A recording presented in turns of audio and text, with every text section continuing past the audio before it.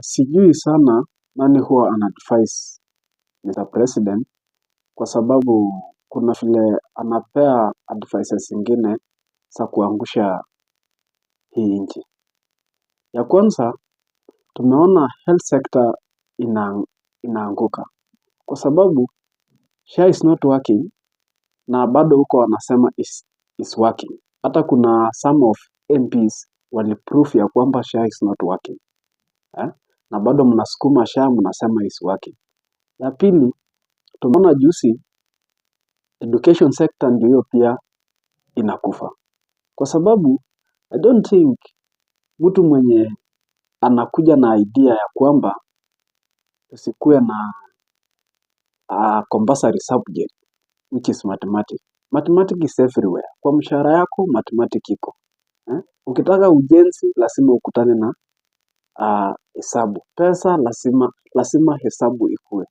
Na hapa tunaambiwa in CBC thing, mathematics will not be a compulsory subject. How now? Under this CBC, hakuna kurudia darasa. Meaning, we don't have failures. Kila mwanafunzi atakuwa amepass. Hata mwenye hakujangi shule pia bado anapita kwa sababu darasa. So, Mr. President, mimi mwenyewe naona like huwa mwenye anakupea upitishe hizi policies, I don't think hata ako na ile good heart this nchi yetu Kenya. Kwa sababu mkimaliza sekta ya health iishe, ianguke chini, mkuje tena education ianguke pia. So, tunaenda wapi kama nchi? Vitu zingine tusiweke siasa. Mostly in education sector. Education is the key to success. Usiweke hiyo siasa.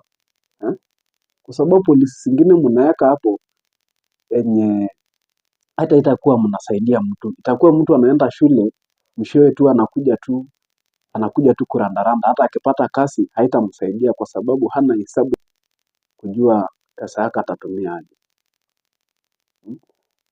Na makosa kubwa sana ni viongozi kwa sababu ukiona MPs wote midomo yao imejaa chakula, hakuna vile wataweza ongea. The boss of opposition Raila Odinga ako kwa serikali. The minority of both houses, Senate na National Assembly wako wote kwa serikali.